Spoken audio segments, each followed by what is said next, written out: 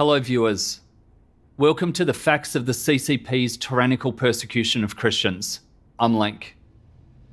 In 2020, even as the COVID-19 pandemic rapidly spread across mainland China, and the people struggled amid panic and unease, the CCP showed complete disregard for whether they lived or died.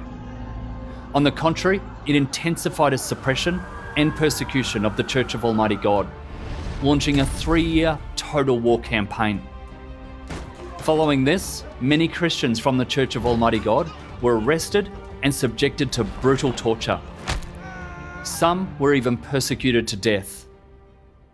According to incomplete statistics, at least 9 Christians were persecuted to death in 2021. Du Mingwei, a Christian from the Church of Almighty God in Sichuan province, was one of them. Du Mingwei had always been healthy, cheerful, and optimistic. Yet he was tortured to death by the police just 9 days after his arrest. The police, however, claimed he'd hanged himself using a phone charging cable. Is this believable? No one believes it. What exactly did Du Mingwei experience during the last 9 days of his life? Recently, our reporter interviewed a Christian who was arrested alongside him, as well as his family. Through their accounts, we'll uncover the truth concealed by the CCP. Du Mingwei was born in 1957 in Bazhong City, Sichuan province. He was a guileless and down-to-earth man, with a strong sense of justice, and he loved helping others. He was a leader in the local Church of Almighty God and was highly regarded by the brothers and sisters. Shortly after 12 p.m. on August 6, 2021, Du Mingwei and 7 other Christians were gathering in a warehouse discussing church work. According to local villagers, at around 1 p.m, they saw 2 strange men loitering near the warehouse. Another strange man was outside, walking around slowly while listening for sounds from inside. He even pressed his ear against the door for about a minute before walking away. His behaviour was extremely suspicious. Shortly after, over a dozen police officers turned up near the warehouse. The lead officer held a walkie-talkie and said, "Keep today's arrest low-key." Following this, the dozen or so officers stormed through the warehouse's back door, arresting Du Mingwei and the 7 other Christians. Li Jun was one of the Christians arrested alongside Du Mingwei that day. Let's listen to his account of the arrest and his final memories of Du Mingwei. 8月6号下午1点20左右 At around 1:20 p.m. on August 6th, we had just finished discussing church work and were about to leave through the back door of the warehouse. Suddenly, over a dozen police officers burst in. 8 of them were special police officers. They were all in full tactical gear, carrying pistols and batons. Without showing any identification, they forcefully pinned us to the ground. Du Mingwei was pinned down on his own on the other side of the room. Since he was quite far away, I couldn't hear what the police were asking him. The police then forcefully searched us and took photos of each of us. 20 minutes later, 我和几个弟兄姊妹 several sisters and I were forced into a special police van and taken to the local police station. Du Mingwei, however, was taken alone into a black sedan.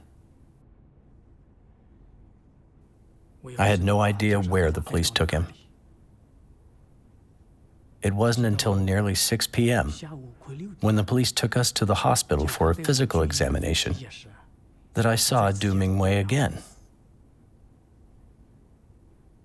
He was in handcuffs and was being escorted out of the sedan by a burly, heavy-set police officer. After the examination, at around 9 p.m., we were escorted back to the police station. I saw Du Mingwei being shoved into the black sedan alone once again. At around 10 a.m. on August 7th, I heard the police fiercely interrogating Du Mingwei in the next room. What information do you have on the church? Who is Wang Yang? Is he a core member of the church? Du Mingwei replied, I don't know. The officer shouted, You don't know? Sign this, now. I had no idea what they were trying to make him sign. After that,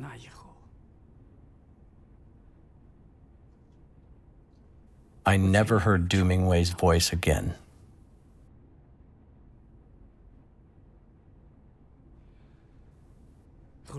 I later learned during my own interrogation that the police had been monitoring us for a long time, and this arrest had been planned out in advance.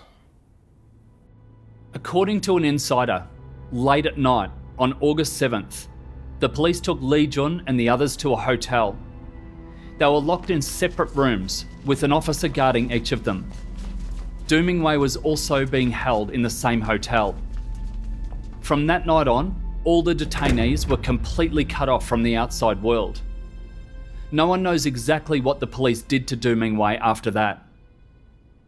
9 days later, shortly after 6 a.m. on August 15th, Du Mingwei suddenly died in the hotel where he was being held. But the police didn't notify his family right away. Instead, they first called the party secretary of Du Mingwei's village to ask if the family had any political connections or powerful backers. The village secretary told them that the Du family had no political connections and that he only had 3 daughters.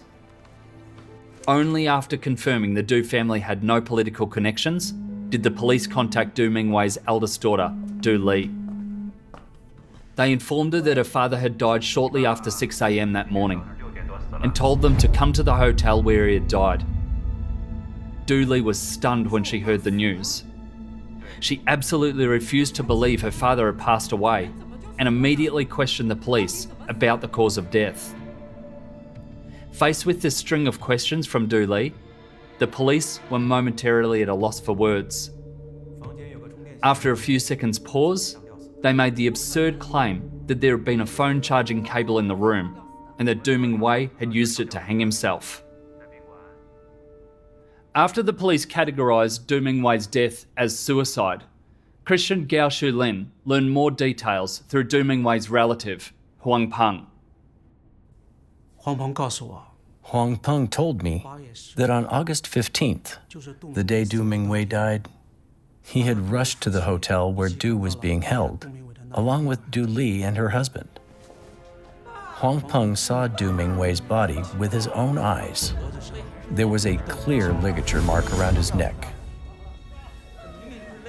The police explanation was that the officer guarding Du Mingwei had fallen asleep, and Du Mingwei had hanged himself using that officer's phone charging cable. The village secretary, the town mayor, and personnel from the local police station accompanied Du Li and the others. After that, the Public Security Bureau locked Huang Peng, several village officials, and the town mayor in a hotel room. Special police officers guarded the door outside, and they weren't allowed to go home for over 10 days. The director of the Public Security Bureau explicitly stated, "While you're staying here, we'll cover your room and board, but you can't tell anyone else about this matter." The director also spoke with Huang Peng multiple times, telling him to persuade Du Mingwei's family to take some money and settle the matter privately. He also threatened Huang Peng, telling him not to disclose anything about the compensation negotiations or what had happened in the hotel. Otherwise, his children and grandchildren would be negatively affected when applying for higher education, joining the military, or taking civil service exams in the future. At the time, Du Mingwei's wife was staying at her daughter Du Li's house. Du Li and her husband didn't dare tell her mother the news. It wasn't until that evening that they finally told her about Du Mingwei's death. When Du Mingwei's wife learned of her husband's death, it hit her like a bolt from the blue. She collapsed on the spot, utterly grief-stricken. 8月16号上午10点多， Sometime after 10 a.m. on August 16th, my daughters, some relatives, and I rushed to the District Public Security Bureau. We demanded to see the scene, but an officer coldly replied, "Seeing the scene is out of the question. The body's at the funeral home." After that, they took us to the funeral home. Only 3 people were allowed in to view the body at a time. The police separated my daughters and me, and specifically arranged for 2 villagers to enter the morgue with me. My husband was in a drawer-style morgue freezer.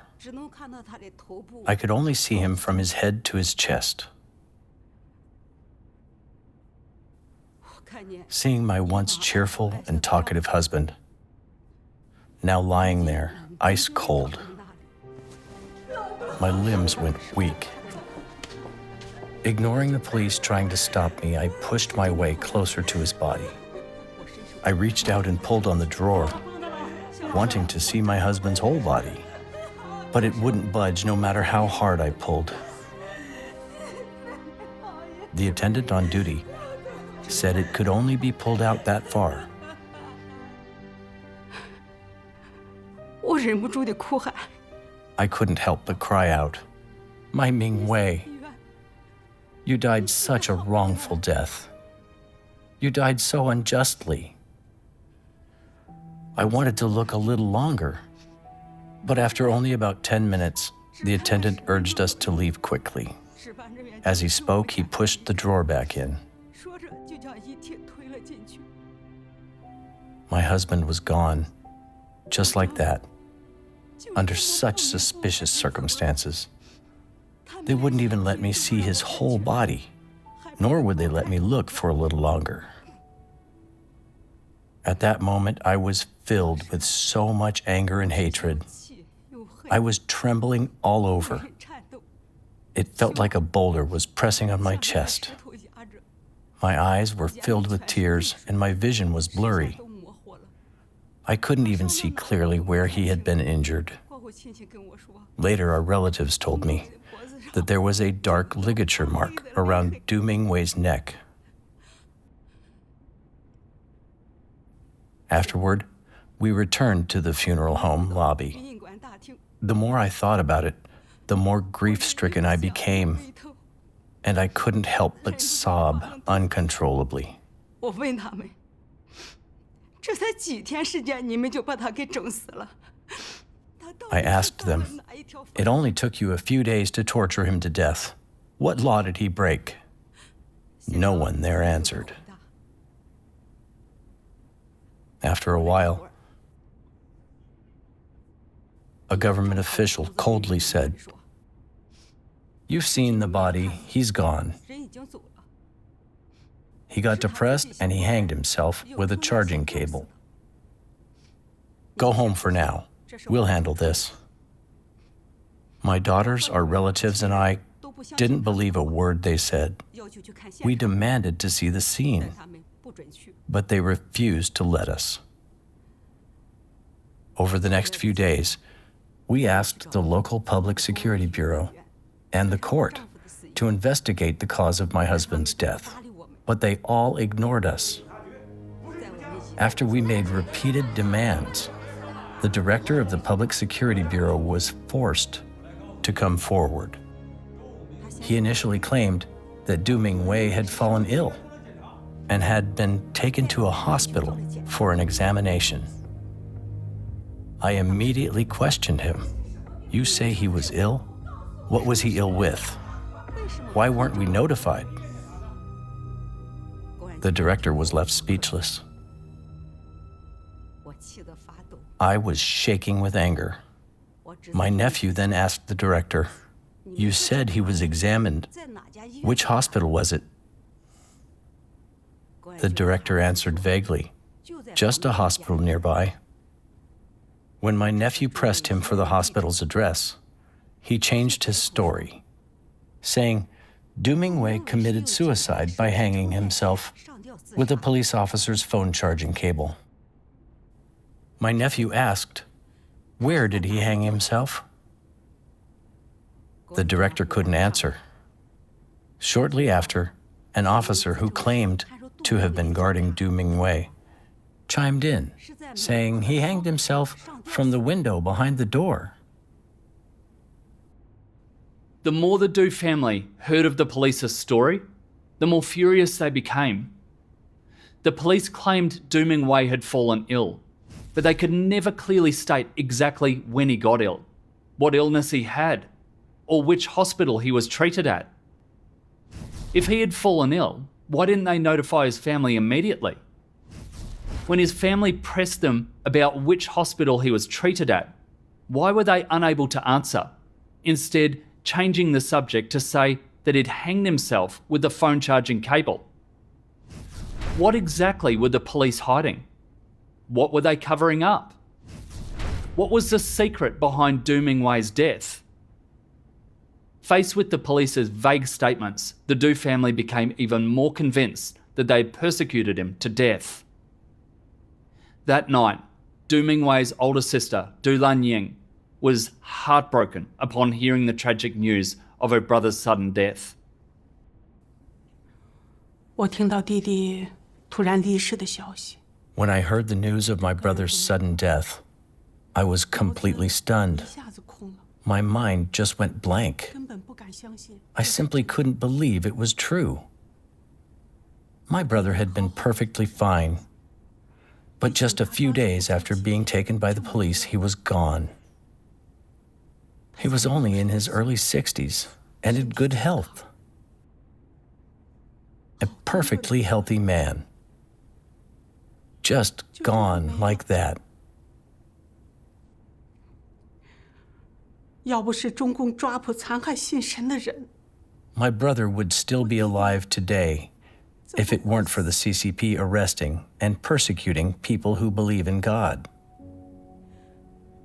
The thought of my brother felt like a knife twisting in my 我 heart. 的心就像被刀剜一样。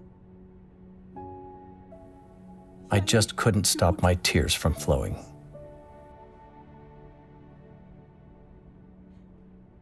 整个一个晚 I 上， couldn't sleep the entire night. 我都睡不着觉。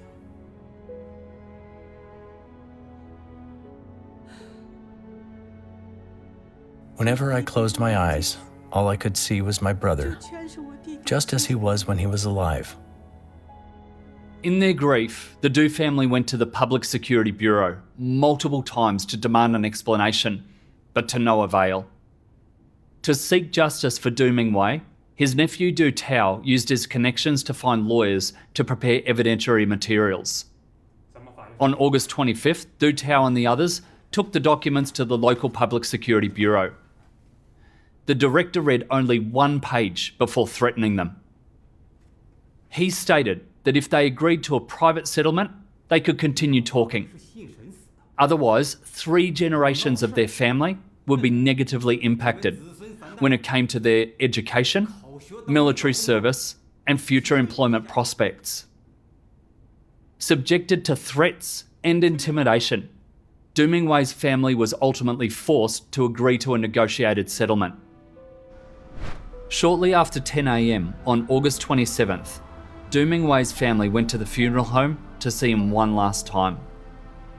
When they arrived at the funeral home, they saw plainclothes officers stationed every 5 metres around the crematorium.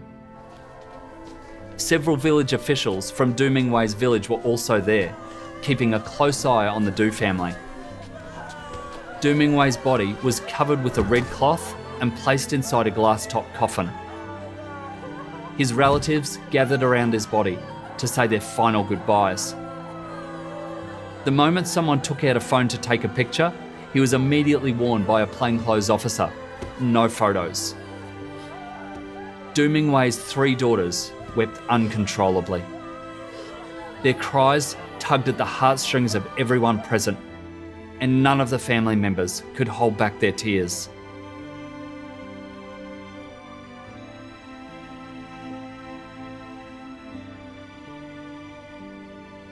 supported by her son, Du Mingwei's elderly sister, Du Lanying, stood trembling beside his body, utterly devastated. 当时我的心就像被刀割一样。 At that moment, it felt like my heart was being sliced open with a knife. I just said to my brother, 姐姐， "Your big sister is here to see you." 我 I could only watch helplessly as he lay there. 躺在那。 His face was dark, and he was so emaciated he was almost unrecognizable. It had only been a few days since he had been arrested. 怎么就被 How could they have tortured him like this? 我真的不敢想， I shudder to think how much torment he must have endured. 多少折磨。 Plainclothes police officers stood by watching the entire time. They even kept a close eye on Du's relatives when they went to the restroom. Later, Du Lanying wanted to step forward to take one last look at her brother's body. But just as she tried to get close, a plainclothes police officer forced everyone out of the room. Shortly after 2 p.m, right before Du Mingwei's body was to be cremated, his brother-in-law, Zhang Jie, demanded to see his entire body. A staff member flatly refused. Even though Zhang Jie insisted on inspecting the body, the staff member only pulled back the red cloth covering him down to his chest. 当时我注意到杜明伟脖子上的勒痕， At that moment, I noticed the mark around Du Mingwei's neck. It didn't look like the typical mark left when someone hangs themselves. That kind of mark is angled upward. 我看到他 I saw that the mark on his neck was horizontal. I've seen people who have hanged themselves. 按常理 Normally, the ligature mark left by a hanging runs upward toward the chin, and that the face turns dark purple. But the mark on Du Mingwei's neck, which was right before my eyes, was clearly 看 different. 得越愤怒， The more I looked at it, the angrier I got. 自杀。 How could this possibly be a suicide? It was obvious the police had tortured him to death. Du Mingwei's family repeatedly demanded to see the body. Why did the police keep making excuses to stop them? Why did they only ever allow the Du family to see him from the chest up? Just how many dark secrets were they hiding? The Du family's hearts were filled with so many suspicions about Du Mingwei's death. As the staff wheeled Du Mingwei's body into the cremation chamber, his 3 daughters could no longer control their emotions, sobbing and crying out desperately. Their cries were absolutely heart-wrenching, once again filling the atmosphere with profound grief. But the plainclothes officers, with cold eyes, harshly scolded them and ordered them to stop crying. Just like that, Du Mingwei's body was shoved into the cremator. At 4 a.m. on August 29th, under the constant surveillance of 3 plainclothes officers and village officials, Du Mingwei's ashes were sent back to his hometown for burial. During the transport and the burial, the police kept the Du family under strict surveillance and took photos. They even inspected the burial items one by one. The police didn't leave until the burial was over and the relatives and friends had dispersed. On the day of the burial, relatives didn't let Du Mingwei's wife attend, worried that the scene would bring her too much grief. When she returned home, she found a police seal on the front door. Upon entering, she saw the house in total disarray. The living room sofa cushions were thrown everywhere. All the bedroom wardrobes were wide open, and the mattresses had been flipped up and cast aside. She learned from a neighbour that the police had ransacked their home the day her husband was arrested. After taking inventory, she found that 14,420 RMB worth of personal property, including daily necessities and pandemic-related supplies like rice, cooking oil, disinfectant and masks, along with a computer and some electronic devices, had been looted by the police. They had even taken a half-used bag of table salt. Seeing her once cosy home now utterly wrecked, Du's wife was filled with resentment and extreme grief.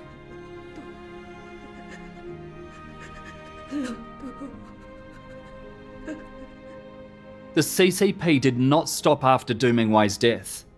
It continued to persecute his family. They stationed 3 plainclothes officers to stake out the intersection leading to Du Lanying's house.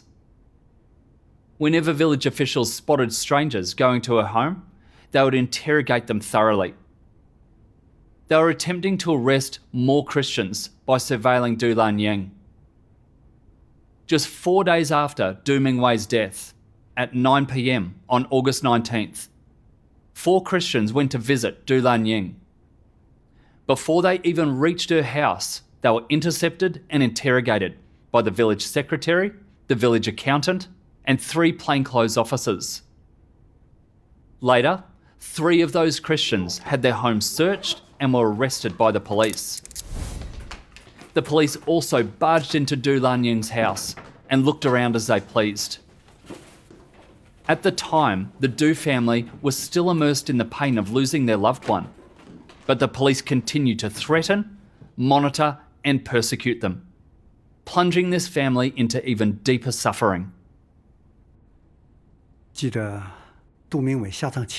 I remember a few days before Du Mingwei's burial, my wife went to the city to handle her brother's funeral arrangements, leaving me home alone. Just after 9 p.m. one night, the village director barged into my house with a police officer.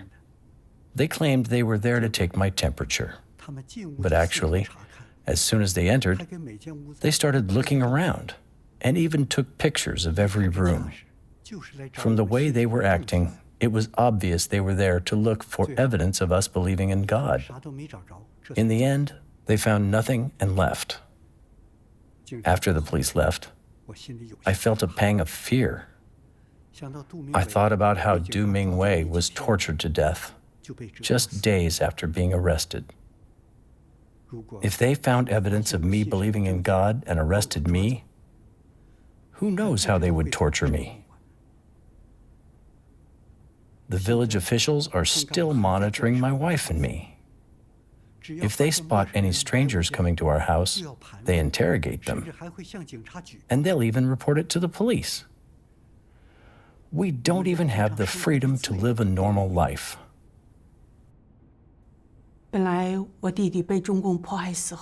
After my brother was persecuted to death by the CCP, I was struggling to eat or sleep every day. I just couldn't bear it emotionally. But the police still wouldn't leave us be. They kept showing up at our door to interrogate, threaten, and monitor us, giving us no peace whatsoever. I couldn't even contact the brothers and sisters, which made me feel incredibly pained and repressed. Why is it so hard to believe in God in China? They are leaving us with no way out. Experiencing all this showed me that the CCP is just too malicious and cruel. It is an evil devil. Later, the police also investigated locally to see what the public was saying about Du Mingwei's death and whether there was any talk unfavourable to the police. On October 22nd, the police arrested Chen Guo, a Christian who had been doing her duty alongside Du Mingwei. During the interrogation, the police said that Du Mingwei was considered an important figure in the local Church of Almighty God, and they asked her what the local reaction had been to such a major incident, and what the local people's attitude toward the police was. The police then warned her not to breathe a word of what they'd asked her about the public's reaction, or she'd face severe consequences. Why did Du Mingwei, healthy at the time of his arrest, become so severely emaciated just a few short days afterward? The police claim it was suicide, so why was the ligature mark on his neck inconsistent with the injuries caused by hanging? Why wouldn't they let the Du family see his entire body? After Du Mingwei's death, why did the police put his relatives and the village head under house arrest for over 10 days, trying to get them to persuade the Du family to settle the matter privately? Why did the police monitor Du Mingwei's burial from beginning to end? Why did they continue to strictly monitor the Du family even after the burial? What exactly were they afraid of? There is a lot going on in this case. That's all for today's program. Thank you for watching. Stay tuned to the new age and stay tuned to the facts of the CCP's tyrannical persecution of Christians. We'll see you in the next episode.